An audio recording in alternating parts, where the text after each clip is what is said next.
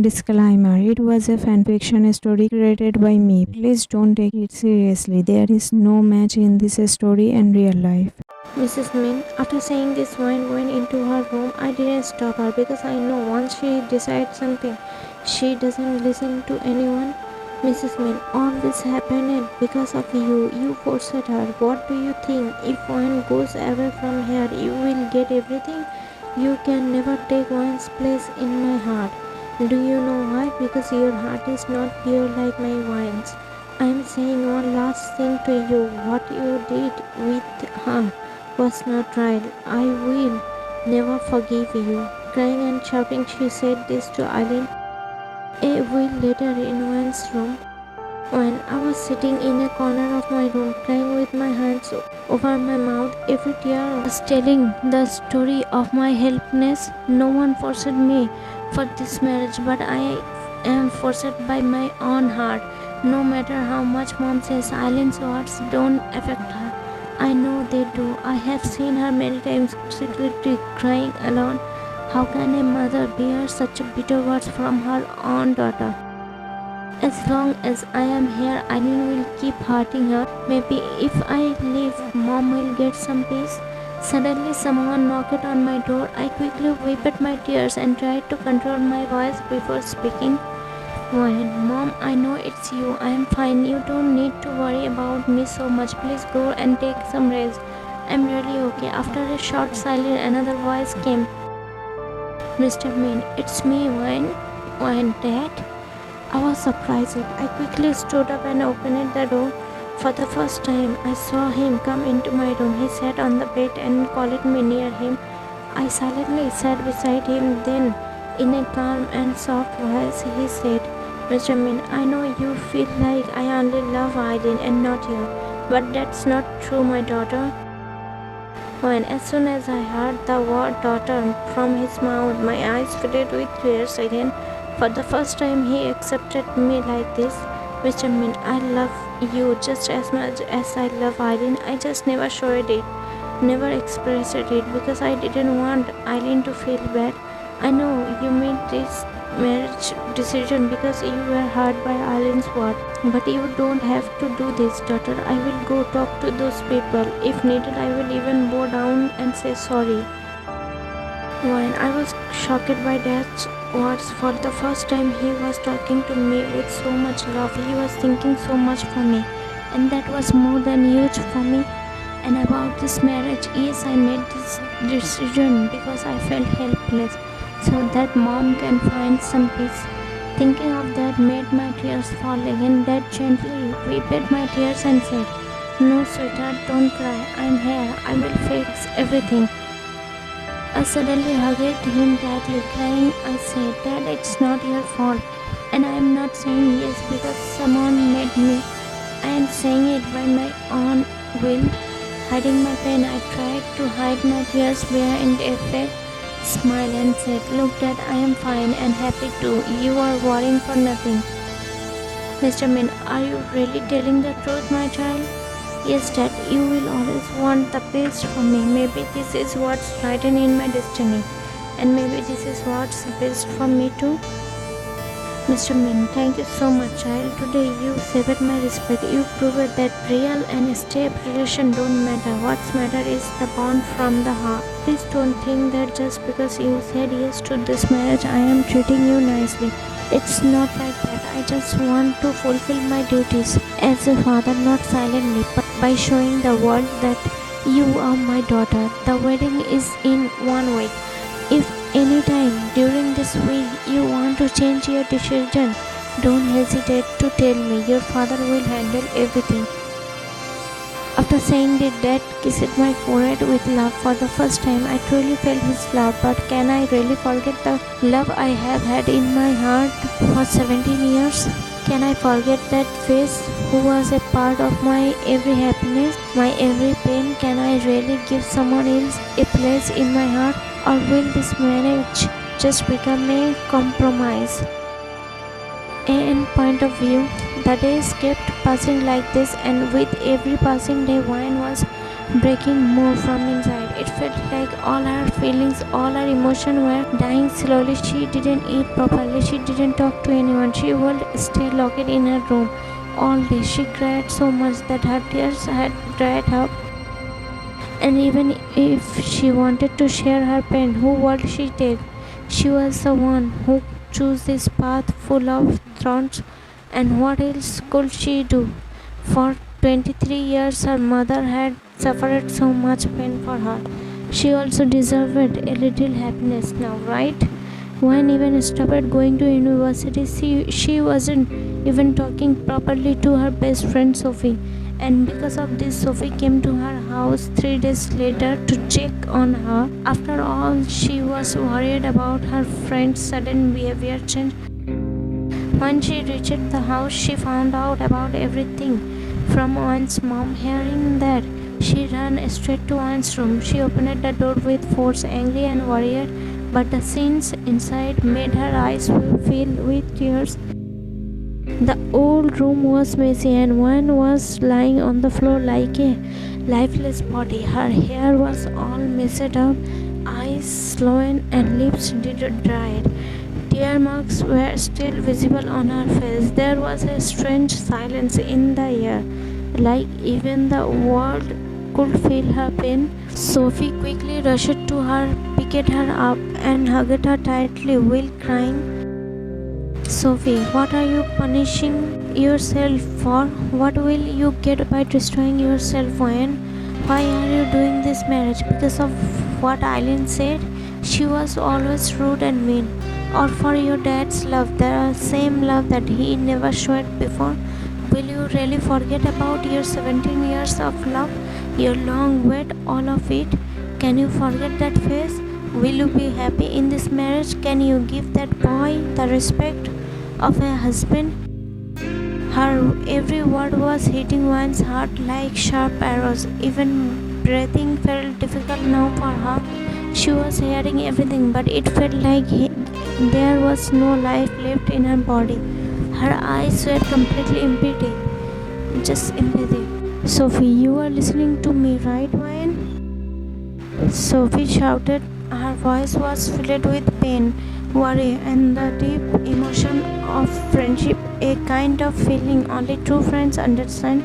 But one only looked at her for 1 second with a tired and lifeless gaze, like there wasn't even a drop of light left in her eyes. Sophie took a deep breath, wiped her tears, and held Juan's cold hands in hers, then softly said, Sophie, come with me. Without thinking much, she supported Juan's weak body on her strong shoulders, lifted her up, and moved her downstairs. When they reached downstairs, Sophie, Auntie, I am taking Juan with me, she said indirectly. She didn't wait for any answer. She knew Juan's mother was also broken from inside. Maybe she also wanted someone to come and take her daughter away from this pain. Sophie helped Juan sit in the passenger seat of the car. She also sat beside her. Sophie, Uncle, please take us to park. She gave the address. It was the same park where Juan met Jungkook for the first time, where her love story had started. That place wasn't just a park for her. It was a feeling, a memory, a peaceful space. Whenever her heart felt heavy, she would come there just to spend a few moments with his memory. After some time, when they reached the park, Sophie took Wayne to the same place where her love had once held her hand for the first time. Sophie, tell me, Wayne, can you forget that person? The one you remembered every day for 17 years? The one you loved without meeting, without seeing? Only thought memories. You always knew he might never become you. You always knew he might love someone else. Still, you never stopped loving him. You promised yourself that you would live with just his memories.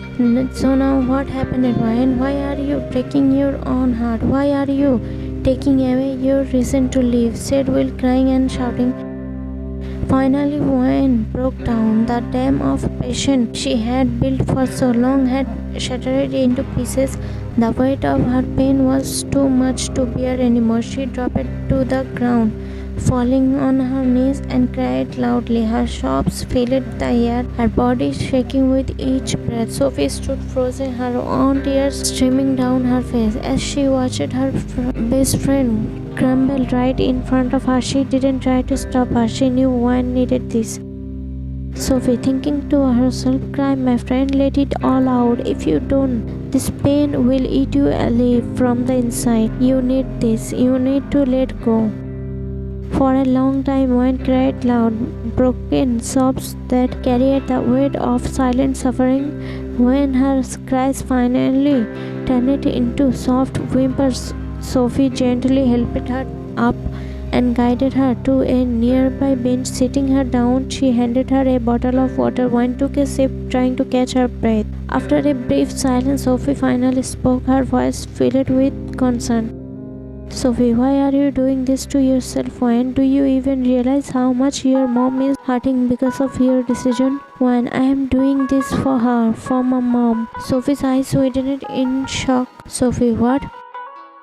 Wayne told Sophie everything about her situation, her helplessness, and the reason she agreed to this marriage. Sophie listened carefully, her heart breaking with every word. Tears formed in her eyes as well. Sophie, how can Eileen behave like that with her own mother? How can she be so heartless? And what about your dad? Doesn't he say anything after seeing her treat your mom this way?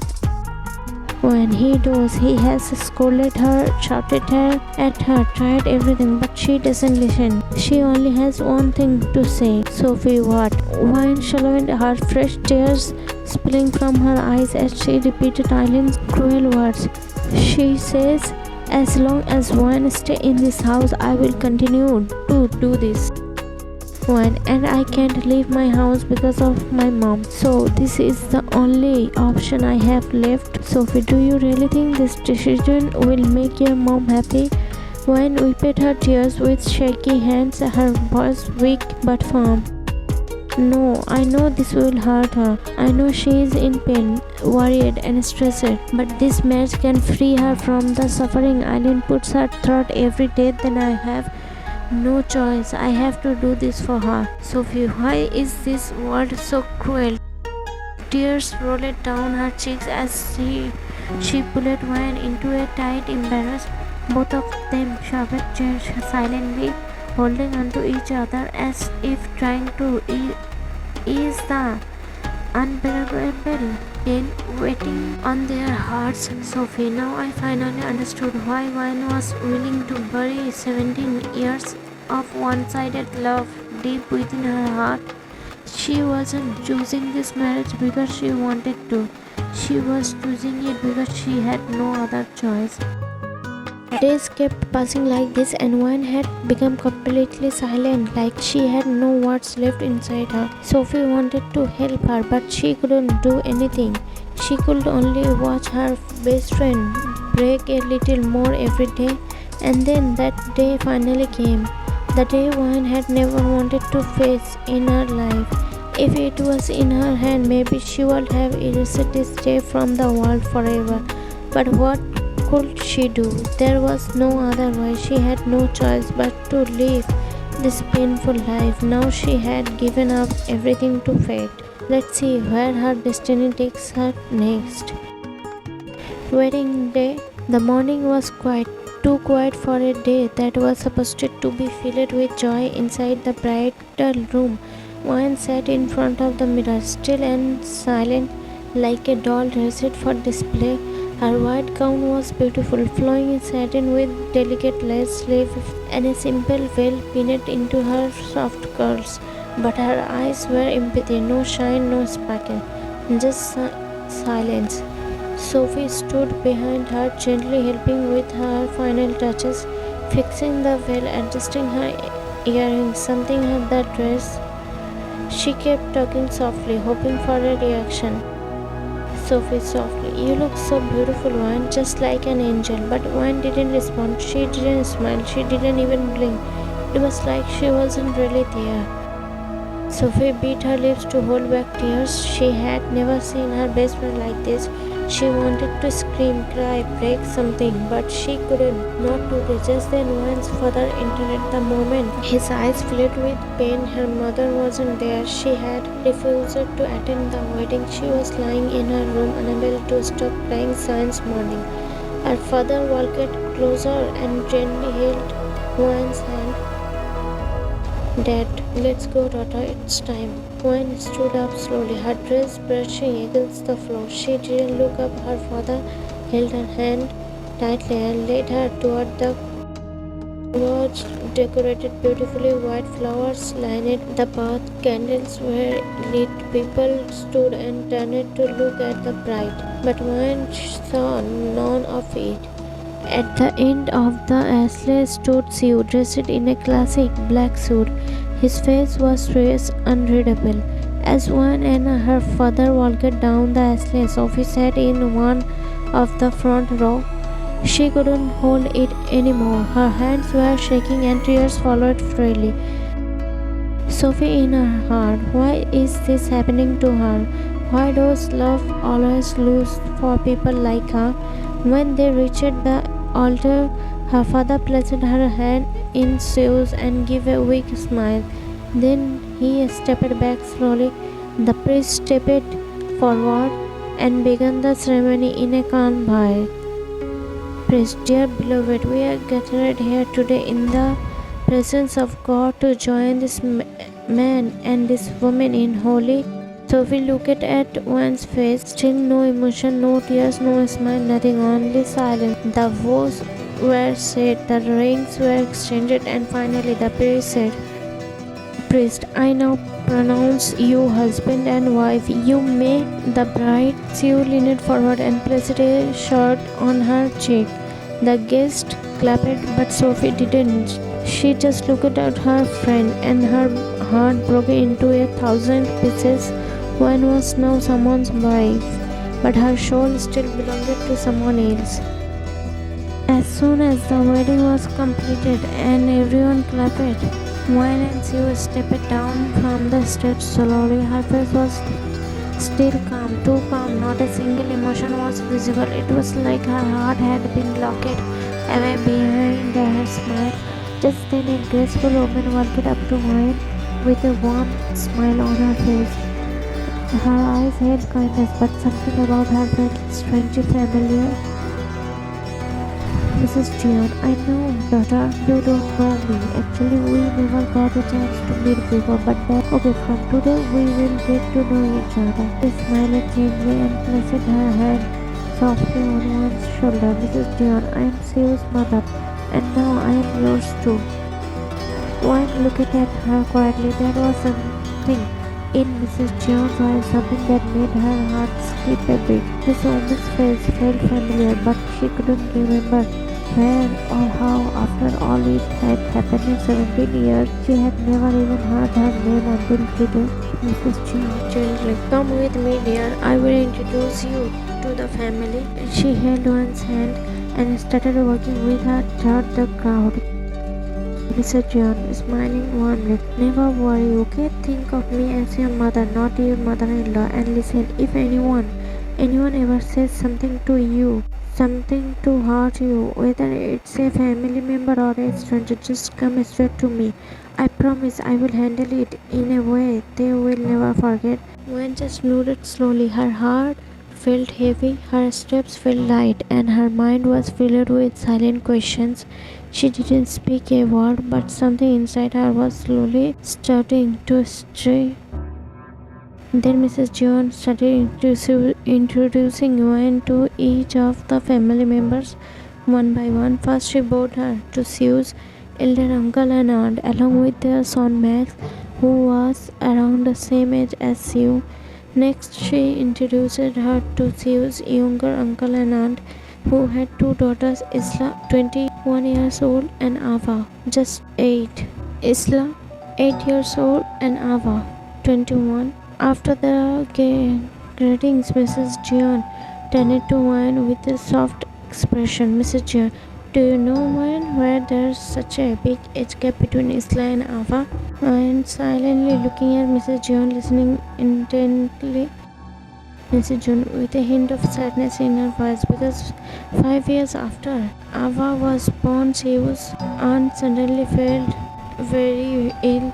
Her health kept decaying and she became extremely weak. Doctor advised her against having another child. It was only after she fully recovered that Isla came into our home like a little angel. Then Mrs. John guided one toward another couple. Her smile tightened slightly. Mrs. John, why meet them? This is your father-in-law's stepsister and her husband, and this is their daughter Diana, and this is their son Leo. Giving them a clearly fake smile, Leo scanned Wine from head to toe with a lingering gaze. His eyes held something unsettling, too bold, too slow. Wine could sense it clearly. There was something off in his intentions, something wrong. Step on.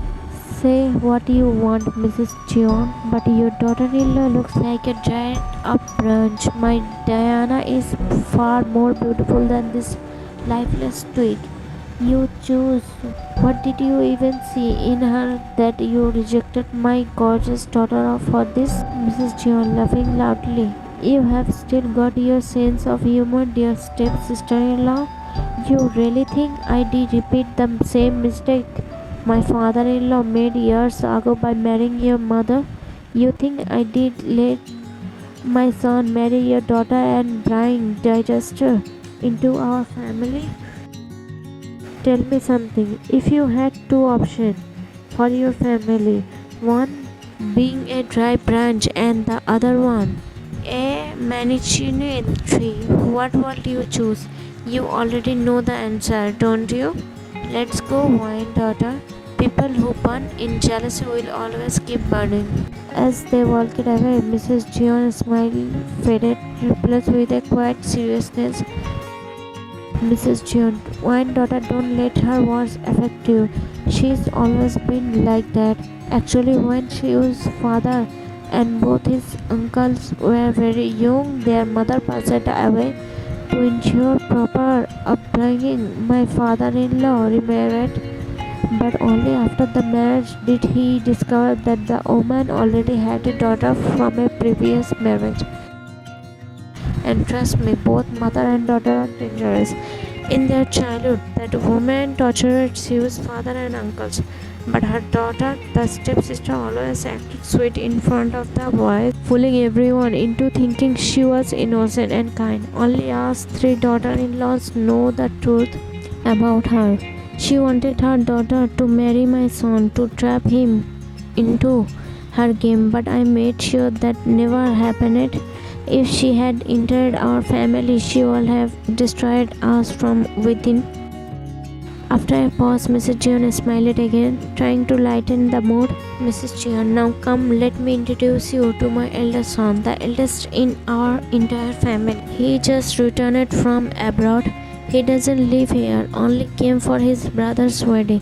He will be leaving again in a week. She held Wine's hand and began walking forward, while Wine silently followed her. Expression still blank, her heart quietly absorbing every word like a distant. Then Mrs. Jeon gently led Wine toward a young man standing by the corner. As soon as the man turned around to face them, it felt like Wine's heart skipped a beat. No, it slammed inside her chest. That jawline, sharp, huge to slice out every memory she did try to bury. Those eyes, expressive, double-lidded, screaming both innocence and mystery. His nose straight bridge with a soft rounded tip, too natural, too perfect. His lips plush, pouty, almost heart-shaped. The bottom lip fuller, made for stealing hearts. His eyebrow bold arched like they carried the weight of 1,000 unsaid words. He looked like a dream, her dream, and this moment felt like a nightmare. Before Mrs. Jeon could even say a word, tears had already welled up in Wine's eyes. Mrs. Jeon, Wine, this is my eldest son, Jungkook, and just like that, something inside her shattered. When in her heart, am I really this unlucky? My childhood love, the one I waited for 17 years, the one I loved from 17 years, and today I saw him like this, my elder brother-in-law. After that, Wine had no strength left to say or even hear anything. A dark blur began clouding her vision, slowly spreading before her eyes. Her body grew weaker with each second, and just as she was about to collapse, she caught a final glimpse of her elder brother-in-law reaching out, catching her just in time, lifting her gently into his arms, and then everything went blank. She fainted.